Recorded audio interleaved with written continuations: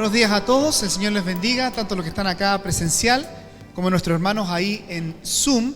Y un saludo especial también a nuestros hermanos conectados desde Curicó, ¿verdad? Hay varias personas que están conectándose ya más seguido con nosotros desde Curicó. Vamos a tener algunas personas la próxima semana que nos van a visitar también desde ese lugar.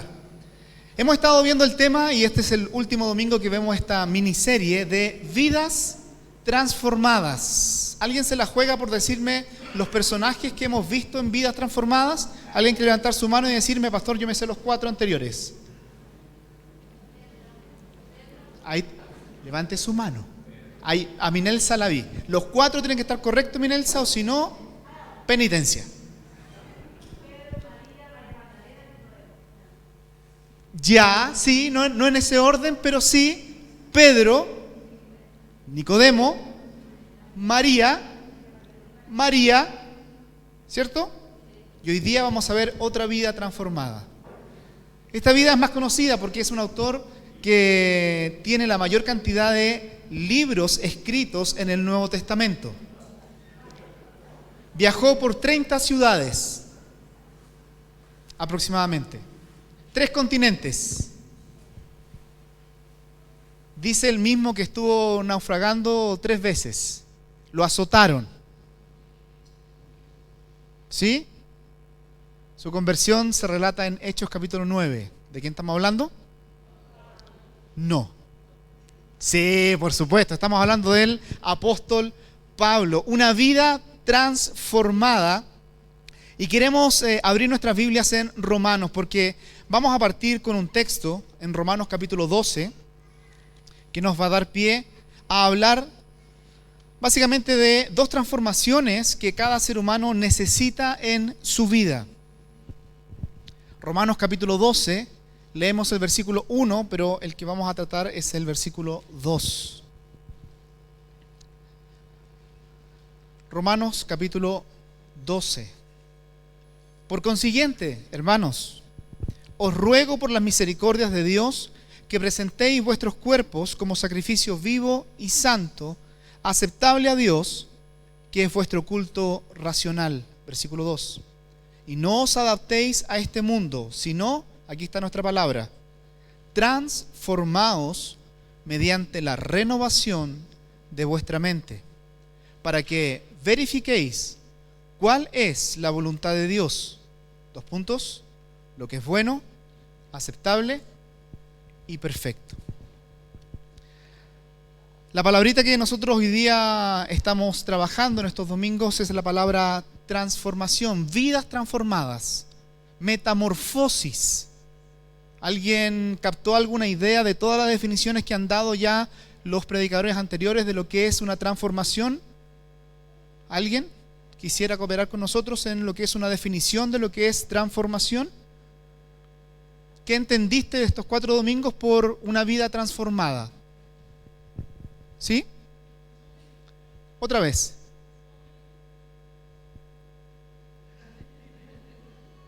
Otra vez. ¿Zombie? ¿Un zombie? ¿Eso? Una vida transformada. Ah, ya, perfecto. Una transformación. Ya no había captado la idea. ¿Alguien más? ¿David? Un cambio de forma, ya, por eso, ¿cierto? Un cambio de forma. ¿Dónde ocurre ese cambio de forma? Rubén, cuéntanos. Es una regeneración.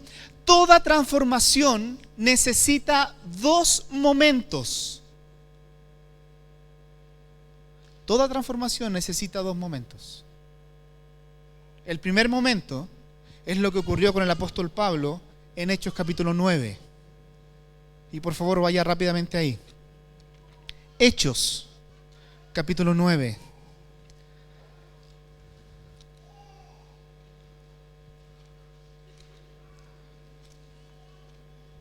Y cuando nosotros leemos lo que ocurrió con el apóstol Pablo en su vida, nos dice lo siguiente: Saulo, hablando Lucas acerca de este acontecimiento, respirando todavía amenazas y muerte contra los discípulos del Señor, fue al sumo sacerdote, versículo 2, y le pidió cartas para las sinagogas de Damasco, para que si encontraba a algunos que pertenecieran al camino, tanto hombres como mujeres, los pudiera llevar atados a Jerusalén. Momento.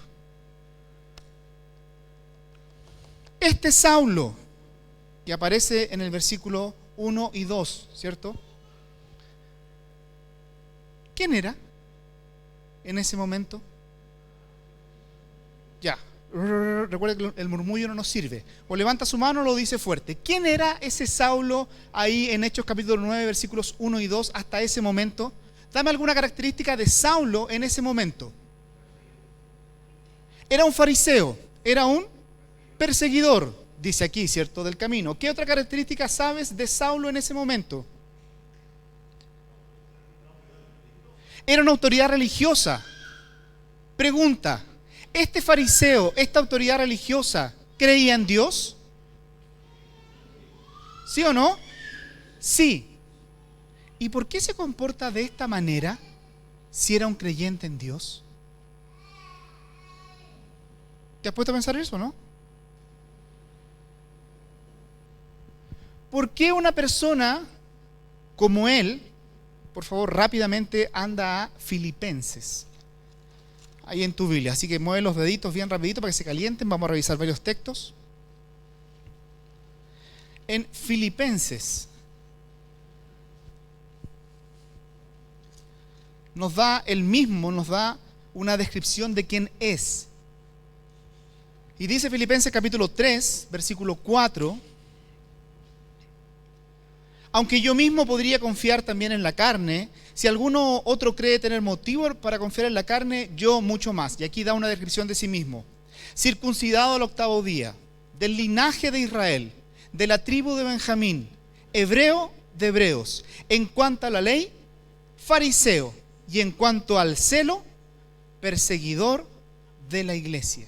En cuanto a la justicia de la ley, hallado irreprensible. Y vemos a un Pablo que está buscando a otros para llevarlos presos, encadenarlos, hombres y mujeres sin distinción, y si es posible hasta matarlos. Usted ve en Hechos capítulo 7, cuando es apedreado Esteban, ¿sí? ¿A quién le dejaron las ropas a los pies de quién? De Saulo. Bueno, este hombre no tenía el Antiguo Testamento para leer. Si él mismo da sus características y dice, mira, yo soy así, yo fui así. Soy un fariseo que conozco la ley, tengo celo por el Señor. En cuanto a la justicia de los que son judíos, soy irreprensible. Nadie podría decir nada de mí. Y uno dice, momento, pero estás matando gente. ¿Cómo es eso?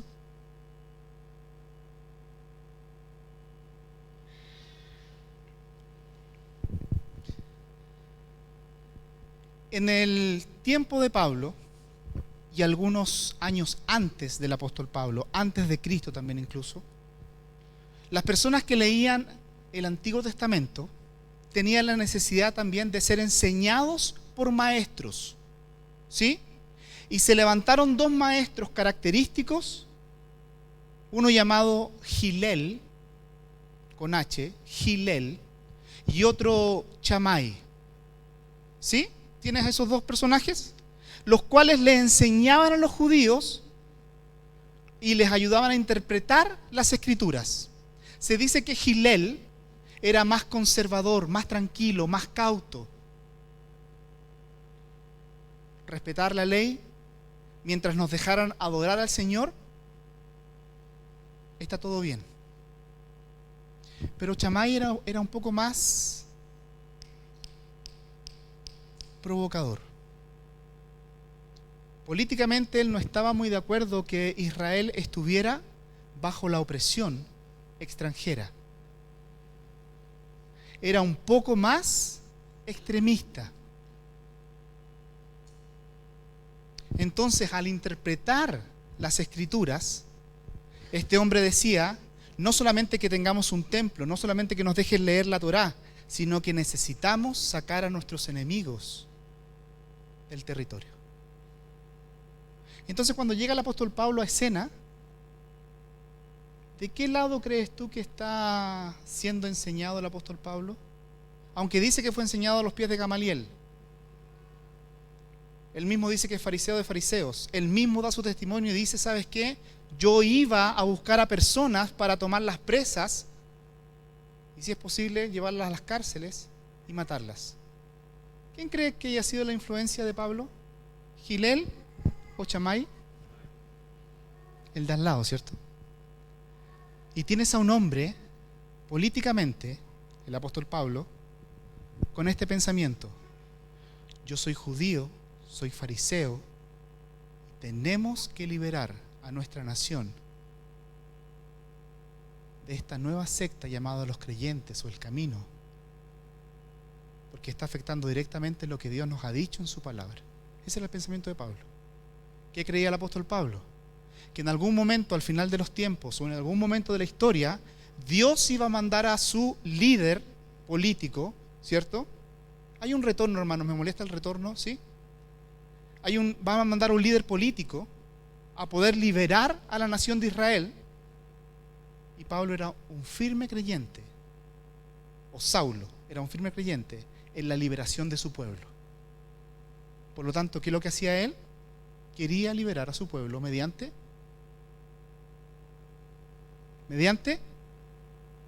la fuerza. Y él no tiene ningún problema de ver a un compatriota siendo apedreado hasta la muerte, o él mismo buscando la oportunidad de matar a esos creyentes. No hay ningún problema. Pero le sale al encuentro Cristo. Su mente tuvo que haber cambiado 100%, porque dice el texto de Hechos, vaya por favor otra vez a Hechos, donde estábamos leyendo ese relato, Hechos capítulo 9.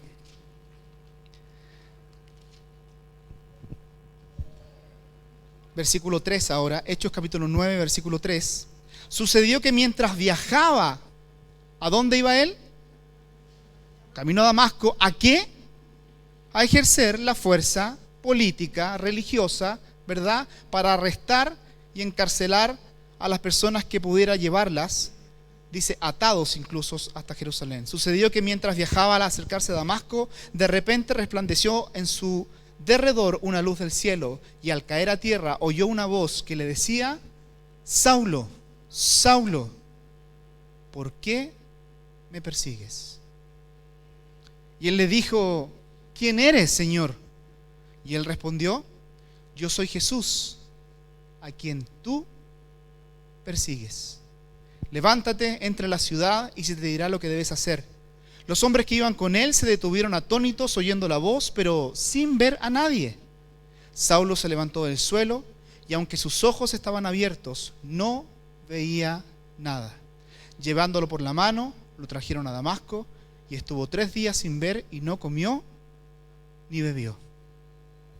Y todo el pensamiento de Saulo acerca de la restauración de Israel a través de un poder político se vio truncado, y Jesús, el resucitado, se apareció delante de él y dijo: necesito que tengas un cambio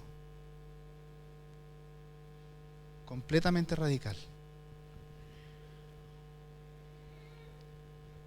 ¿Te imaginas el pensamiento de Pablo en ese momento? Él esperando que Dios interviniera en la historia humana al final de la historia para liberar a Israel, y Dios cambió los planes en la mente de Pablo, diciendo: el Mesías al que estás persiguiendo es el único que puede transformar tu visión política, religiosa, de lo que crees. Y apareció delante de él. ¿No fue así en nuestras vidas? Que nosotros a lo mejor podríamos haber sido personas religiosas, que asistíamos a una congregación, asistíamos a un templo, asistíamos a un lugar para adorar a Dios, pensando que lo que hacíamos estaba correcto, hasta que tuvimos un encuentro definitivo ¿con quién? Con el que transformó completamente nuestras vidas. Porque la metamorfosis, la transformación, siempre tiene que venir del Mesías resucitado, de Cristo. Siempre. Las transformaciones no comienzan con lo que tú crees, sino lo que Él cree de ti.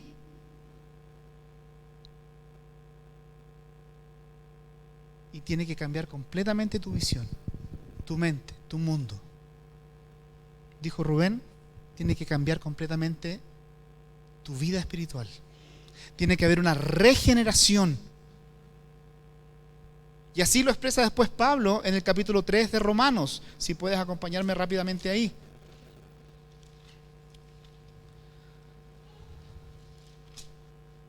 Capítulo 3 de Romanos. El versículo 23 posiblemente lo conoces. Por cuanto todos pecaron y no alcanzan la gloria de Dios. Él estaba en ese lugar, no alcanzando la gloria de Dios, a pesar de que él pensaba que lo estaba haciendo correcto.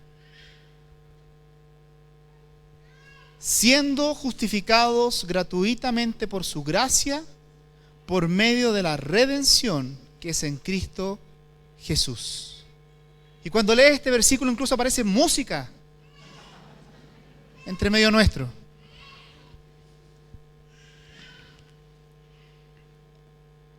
Pablo entendió que la transformación de nuestras vidas comienza con un regalo gratuito.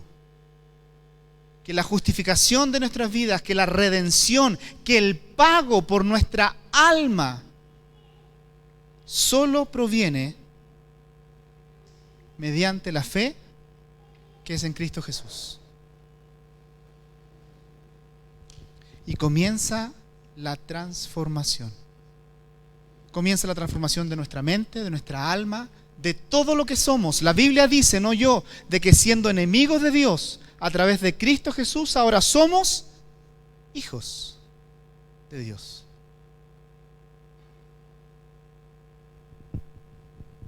Sí, todo comienza con la transformación, con la conversión, con la justificación de nuestra vida.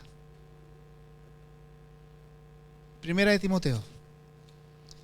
Mira lo que le dice Pablo a este joven cuando vuelve a contar, obviamente, y a recordar su testimonio. Primera carta de Pablo a Timoteo, capítulo 1, versículo 12. Doy gracias a Cristo Jesús, nuestro Señor, a quien yo perseguía, ¿cierto? Que me ha fortalecido porque me tuvo por fiel poniéndome en el ministerio, aún habiendo sido yo antes 3 cosas: blasfemo, perseguidor y fuerte, ¿o no? Agresor. Sin embargo, se me mostró misericordia porque lo hice por ignorancia en mi incredulidad. ¿Entiendes que Saulo, al leer su Biblia, al practicar su Biblia antes de Cristo, es una persona que, a pesar de saber de Dios, era un incrédulo? Curioso.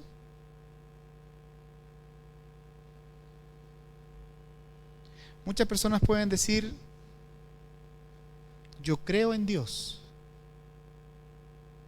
pero muchos no le creen a Dios. Y la Biblia dice que la única manera de transformar nuestras vidas es mediante la renovación de lo que Cristo ha hecho por nuestras vidas. Una vida transformada comienza con Cristo, siempre. Y ese es el primer momento, ¿no? Pero no se queda ahí. Porque el apóstol Pablo nos dice, y lo estábamos leyendo, por favor, y vuelva ahí a Romanos capítulo 12, que después de nuestra salvación, de nuestra justificación, de nuestra regeneración, la nueva vida que hay en Cristo Jesús, nosotros tenemos que seguir avanzando en este proceso de transformación. Romanos capítulo 12, versículo 2. No os adaptéis, no te amoldes, no te conformes, no tomes la forma de este mundo. Y aquí tenemos un primer problema, ¿o no? Que aún después de ser creyentes, salvos por la gracia del Señor, tenemos que seguir avanzando en nuestra vida cristiana para no acomodarnos al sistema de este mundo. No os adaptéis a este mundo, sino, y aquí está otra vez la palabrita, ¿cierto?, que estamos viendo, transformaos, metamorfosis, un cambio. Ese cambio ya ocurrió en un primer momento porque hubo un cambio radical de nuestra posición, de nuestra salvación. Con Cristo Jesús voy al cielo, eternamente con Él. Pero mientras estoy aquí en la tierra, ese cambio, esa transformación tiene que ser visible. Es decir, lo que está ocurriendo adentro, ¿sí? ¿Adentro de dónde? Según Mateo, amarás al Señor tu Dios con toda tu mente, alma, corazón, fuerzas. Todo lo que ocurre internamente en ese primer momento de la salvación, ahora tiene que ser visible externamente. Pero aún así, los cambios deben seguir ocurriendo, según dice acá, sino transformaos mediante la renovación ¿de qué? De vuestra mente. Es ahí la lucha, es ahí el campo de batalla, es ahí donde nosotros los creyentes tenemos que ser transformados. Así como le pasó al apóstol Pablo, nosotros necesitamos ahora ser transformados visiblemente. En palabras de Cristo, por sus frutos los conoceréis. Lo que ocurre internamente se hace visible externamente. Pregunta: ¿qué ocurre internamente que tenga que darse a conocer externamente? ¿Cómo me he visto? Porque si fuera por eso, aquí tenemos una cantidad de mentes completamente diferentes, ¿o no? Especialmente hoy día que tenemos día de aseo, que venimos con ropa un poquito más, que se puede ensuciar más fácilmente, ¿no? ¿Qué cambios tienen que ocurrir en la mente que tengan que demostrarse externamente? Te doy 30 segundos para preguntarle ahí al que está a tu lado esta pequeña observación que queremos hacer. ¿Qué cambios tienen que ocurrir internamente que deben demostrarse externamente? ¿El cambio de ropa? Bueno, pregúntale al que está al lado, por favor. Saca una respuesta. Si tienes algo tú, anda anotándolo rápidamente. ¿Qué cambios en la mente tienen que ocurrir que deben demostrarse externamente?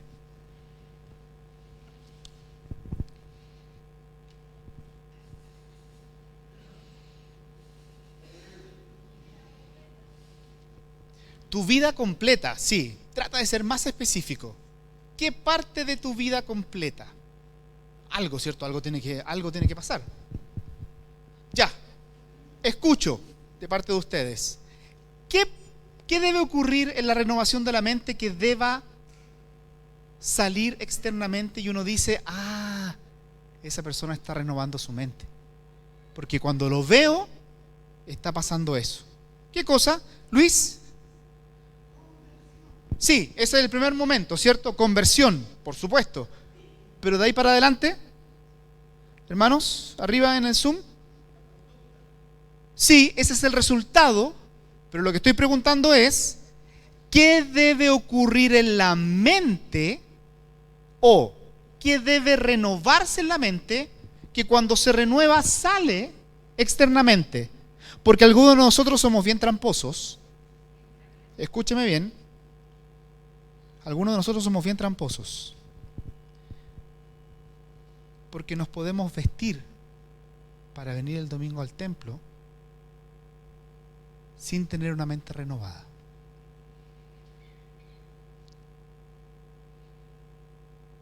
Hasta algunos son más osados y traen su Biblia.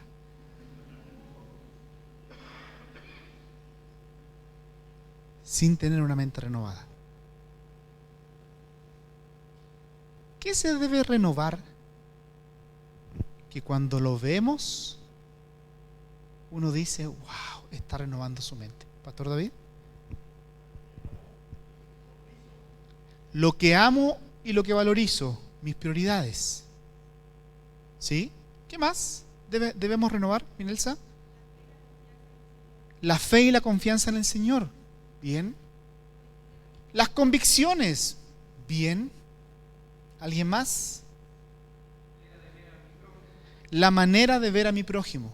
Cada vez que nosotros estamos en diferentes problemas, circunstancias, situaciones, nosotros reflejamos simplemente lo que ha sido renovado. La transformación que ocurre en nuestras mentes.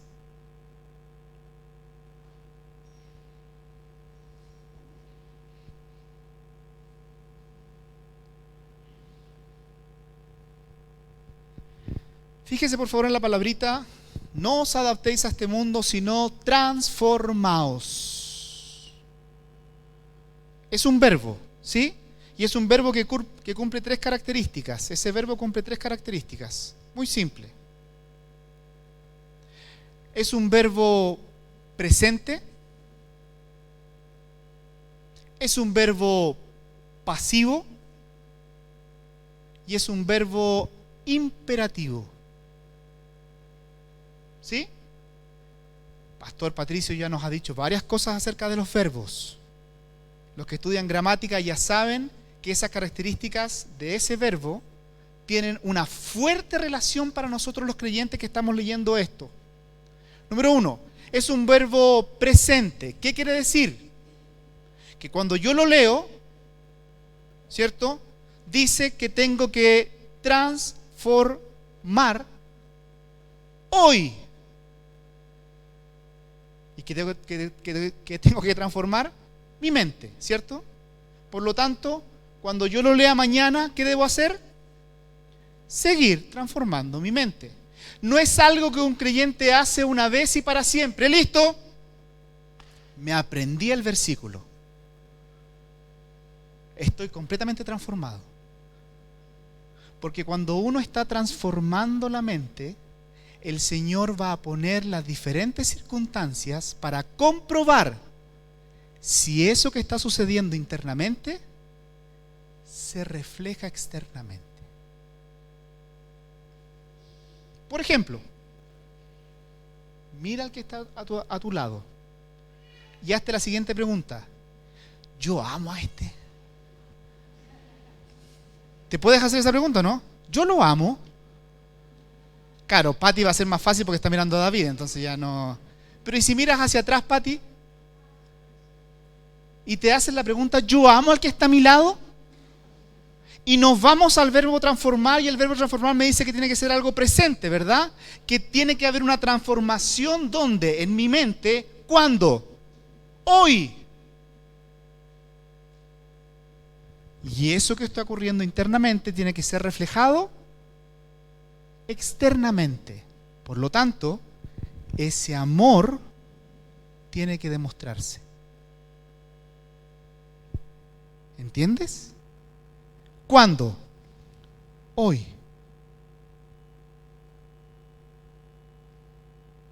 ¿Amas a tu prójimo? Al que no es muy difícil, ¿cierto? Al que está a tu lado. Es un verbo presente.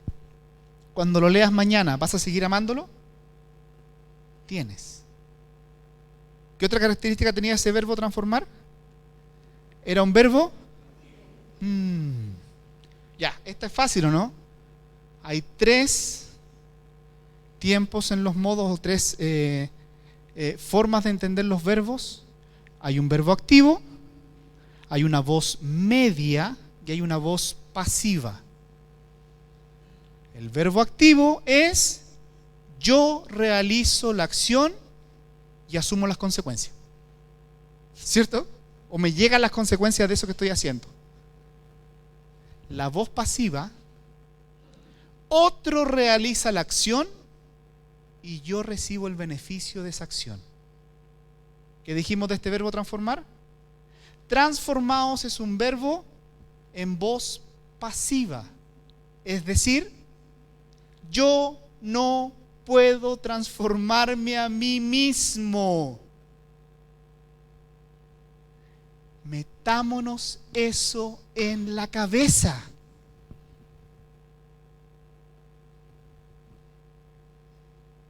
Ni yo ni usted podemos transformarnos nosotros mismos en nuestra mente.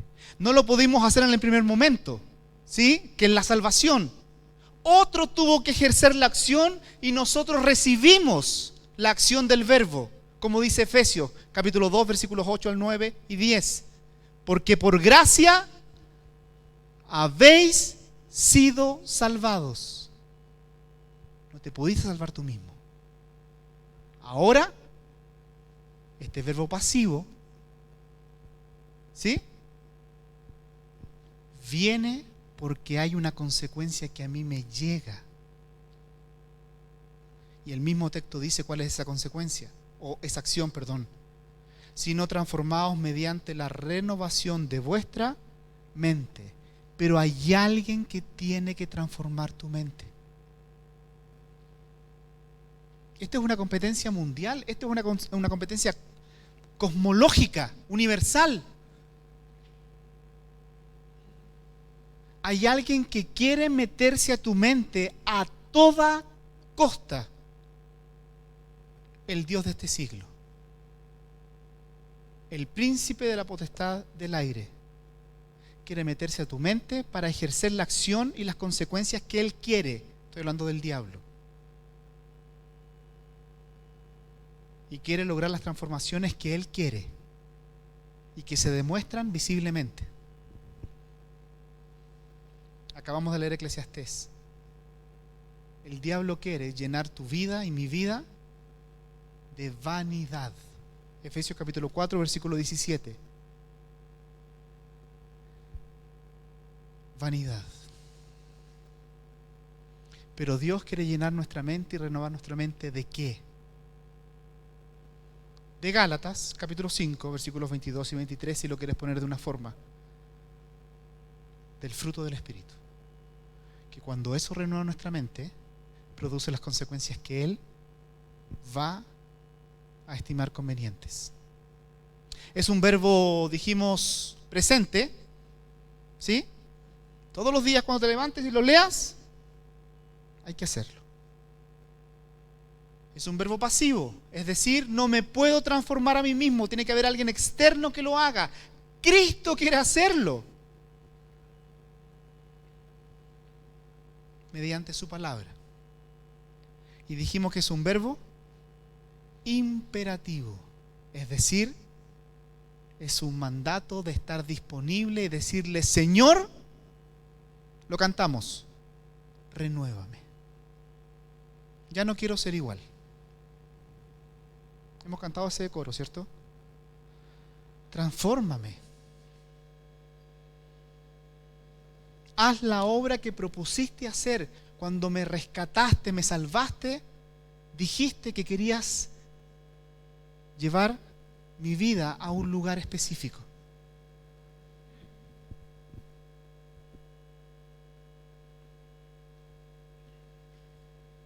Mediante la renovación de nuestra mente. Avance conmigo, por favor, a otro texto. Segunda a los Corintios. Y le preguntamos al apóstol Pablo, ¿en qué consiste esta transformación? ¿Qué es lo que quiere hacer Dios a través de Cristo con mi vida, con mi mente? ¿Qué quiere transformar? Segunda a los Corintios capítulo 3, a ver si empezamos por favor en el versículo 16. Segunda a los Corintios 3, 16. Pero cuando alguno se vuelve al Señor, el velo es quitado. Pablo sabía perfectamente en el contexto que está hablando, ¿cierto? Y nos cuenta la historia de Moisés, que él subía al monte a hablar con el Señor. ¿Se acuerdan en el monte Sinaí? Los que han estudiado ahí la vida de Moisés. Le fue comisionado que ven al monte y yo te mostraré mi gloria, ¿o no? Y Dios hablaba con él cara a cara. ¿Recuerda esa idea? Y dice que cuando él bajaba, él se ponía un velo. porque era tanto el resplandor de haber recibido la gloria de Dios que no podía transmitir esa gloria y tenía que tener un velo, y esa gloria, esa imagen, ese resplandor se acababa en algún momento. Es decir, él ya podía quitarse ese velo, obviamente, y conversar con sus hermanos que estaban ahí esperándolo. Duraba un tiempo esa gloria, ese resplandor. Bueno, Pablo toma esa imagen y dice que incluso él tenía un velo y estaba convencido que estaba haciendo lo correcto en su vida. Versículo 16. Pero cuando alguno se vuelve al Señor, el primer momento, la conversión, el velo es quitado. Ahora bien, dice Pablo 17, el Señor es el Espíritu. Y donde está el Espíritu del Señor, ¿qué ocurre? Hay libertad. Pero el que nos interesa es el 18. Pero nosotros todos, dice Pablo, hablando de creyentes, pero nosotros todos, con el rostro descubierto, contemplando como en un espejo la gloria del Señor, estamos siendo, ¿qué cosa? Transformados, y aquí está, en la misma imagen de gloria en gloria, como por el Señor el Espíritu. Ya, voy a poner en orden este texto. Los creyentes en Cristo, los que han tenido un encuentro personal con el Señor, los que en el primer momento fue transformado completamente su vida, dice la Biblia, aquí el apóstol Pablo está diciendo, que ahora usted y yo podemos mirar la gloria del Señor. Para los que conocen un poco más del Antiguo Testamento, ¿alguien podía ver a Dios cara a cara? ¿Qué pasaba si alguien, por alguna casualidad o por alguna razón, viera al Señor cara a cara? ¿Qué ocurría con esa persona? Moría. ¿Sí? No se puede ver a Dios. De hecho, cuando Moisés le pidió esto, la gloria del Señor pasó y solamente pudo contemplar, ¿qué cosa? Sus espaldas. No se puede ver al Señor. Pero ahora Pablo dice que los creyentes tenemos un privilegio maravilloso. Lo acaba de leer usted. Pero nosotros, con el rostro descubierto, contemplando como en un espejo, sí, es verdad, no es directo, es un reflejo, la gloria del Señor. ¿Y sabe qué? Pregunta: ¿dónde nosotros podemos ver ese espejo, la gloria del Señor? Rápido, rápido, ¿dónde? Ahí está, Pastor Patricio, levántelo lo más alto que pueda. Me acuerdo cuando éramos jóvenes hacíamos así, ¿cierto? Wow. La misma Biblia dice de ella que es un espejo. Y que aquí nosotros podemos ver reflejado a Cristo mismo en sus páginas, en los libros, en los textos. Podemos ver al Señor. Y sabe que ocurre algo maravilloso: no caemos muertos, aunque sí nos vemos tal como somos.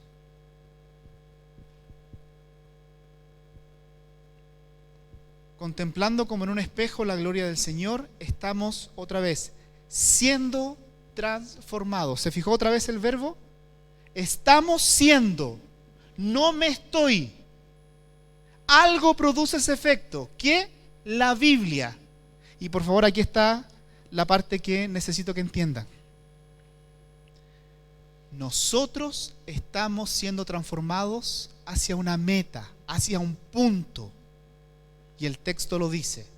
Estamos siendo transformados en la misma imagen de gloria en gloria, como por el Señor el Espíritu.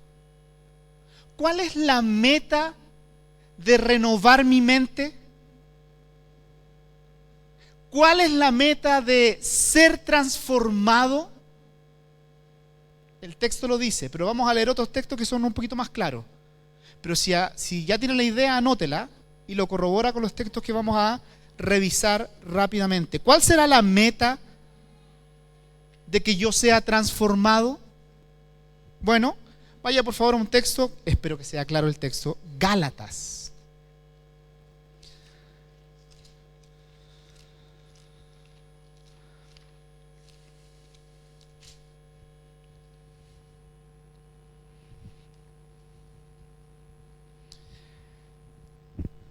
Gálatas capítulo 4.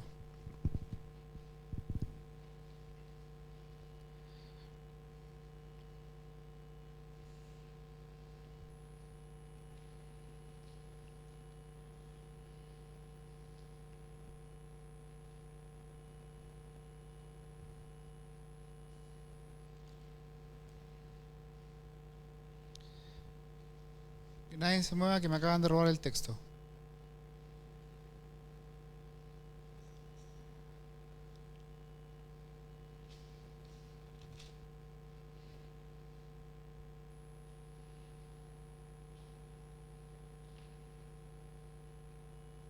Bueno, no va a ser tan fácil entonces la comparación que quiero hacer. Que alguien me ayude por favor con el texto donde dice estoy sufriendo dolores de parto. 4:19. Ahí está, gracias. Hijitos míos, por quienes de nuevo sufro dolores de parto hasta que Cristo, que dice, sea formado en vosotros. ¿Cuál es la meta de la renovación, de la transformación a través de la palabra del Señor? En que usted y yo nos parezcamos ¿a quién? A Cristo. La meta de nuestra transformación no es que nos parezcamos a otro, es que nos parezcamos a Cristo. En que nosotros podamos manifestar el fruto del Espíritu Santo que está puesto aquí también en Gálatas capítulo 5, leámoslo rápidamente, versículos 22 y 23. Mas el fruto del Espíritu es decir, ¿cómo es Cristo? Lo he dicho varias veces, ¿o no? ¿Cómo es Cristo? Aquí está descrito Cristo, porque este es su carácter. Mas el fruto del Espíritu es amor, gozo, paz, paciencia, benignidad, bondad, fidelidad, mansedumbre, dominio propio. Contra tales cosas no hay ley. Transformarme en lo que Cristo es la meta de la renovación de nuestra mente. Entiende que no se trata entonces de cumplir normas, de tener formas. Se trata que la renovación que ocurre en nuestra mente, la transformación que ocurre en nuestra mente, se vea manifestada en el fruto del Espíritu. Es decir, que yo me parezca cada vez más a Cristo. Que cuando ocurran estos problemas, que obviamente vamos a tener dificultades en la vida, enfermedades, muertes, económicos, guerras, pandemias, lo que quiera poner, ¿cierto? Como mi mente está siendo renovada y transformada, yo pueda responder como Cristo respondió. Confianza, amor al prójimo, mansedumbre, templanza, frutos del Espíritu Santo en nuestra vida.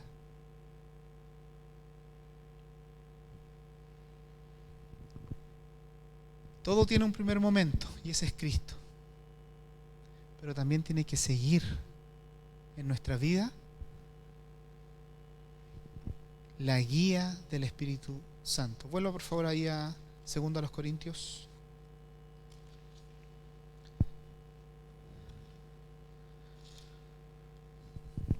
Capítulo 3, versículo 18. Pero nosotros todos, con el rostro descubierto, contemplando como en un espejo la gloria del Señor, estamos siendo transformados en la misma imagen de gloria en gloria, como por el Señor, es decir, por el Espíritu.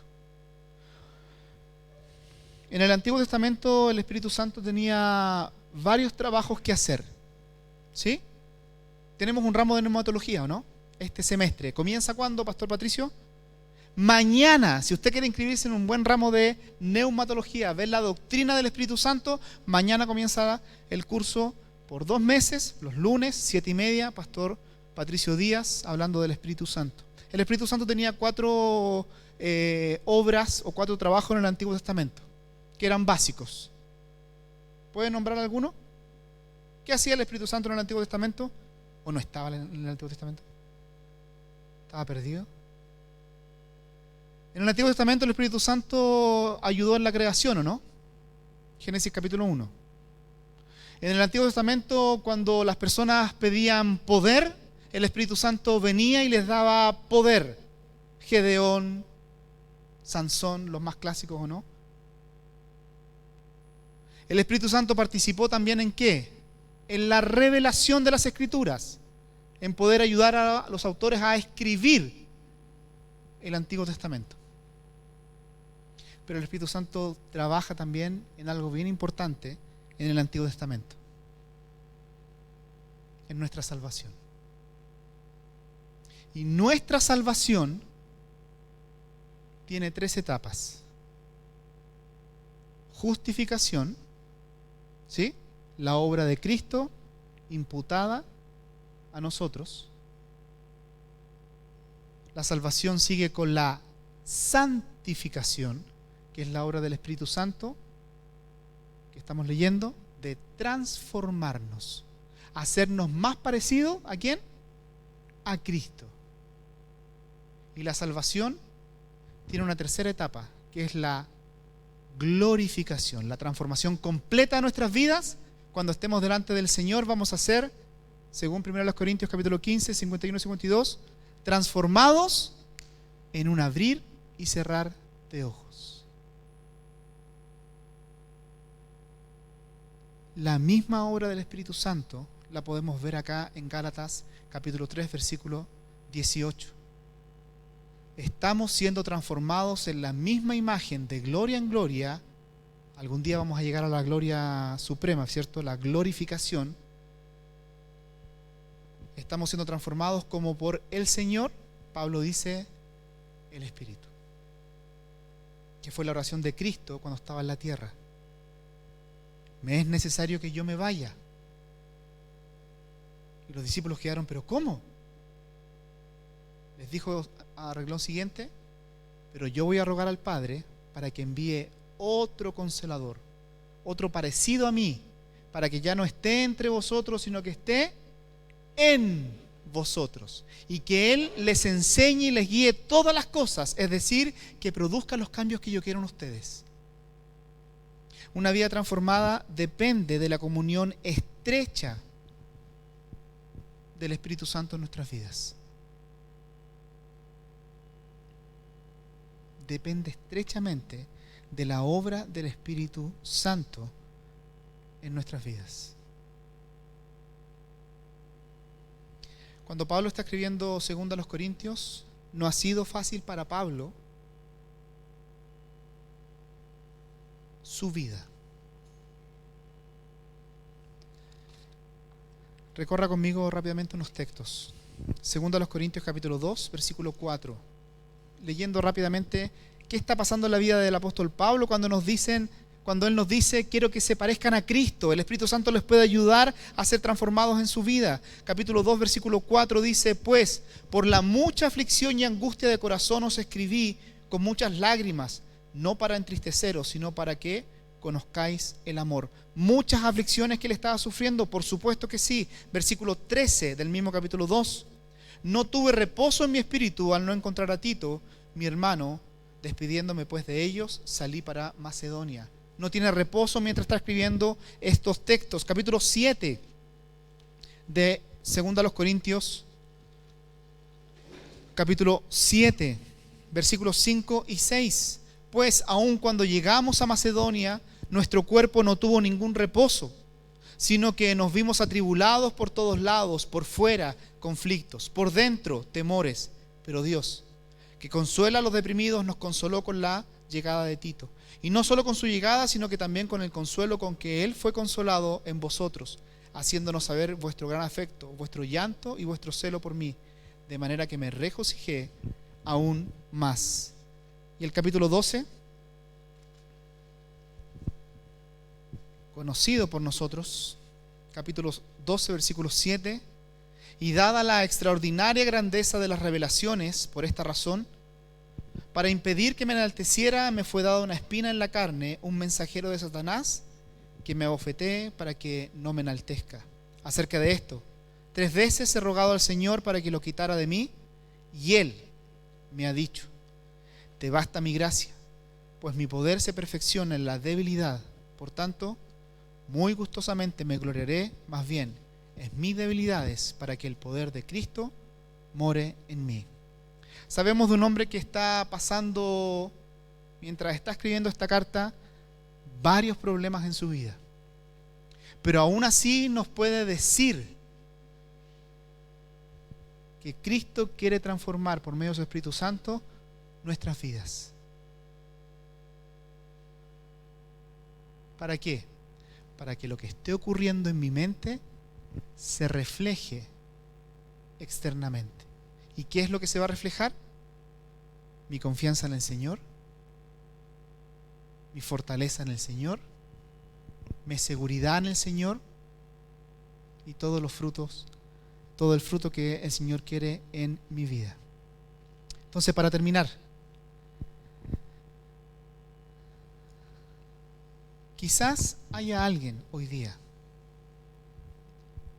que no ha pasado el primer encuentro, el primer momento con Cristo como Salvador personal. Si usted quiere tener una renovación, una transformación de su vida, usted necesita tener un encuentro personal con el Cristo resucitado. Usted necesita creer y confiar en lo que Cristo ha hecho por usted. Usted no se va a salvar a sí mismo. No es por venir a la iglesia. No es por tener un pariente creyente. Es por la fe en el Señor Jesucristo que usted puede ser transformado. Pero a lo mejor también tenemos personas creyentes hoy día que necesitan renovar su mente. Necesitan que el Señor transforme mediante la renovación de su mente sus vidas. Recuerda, la característica del verbo es presente, es decir, hoy. Y si el Señor está golpeando ahí la mente y el corazón para decir: necesitas dejar que yo realice los cambios para que te parezcas cada vez más a mi Hijo, hoy es el momento de empezar a hacerlo.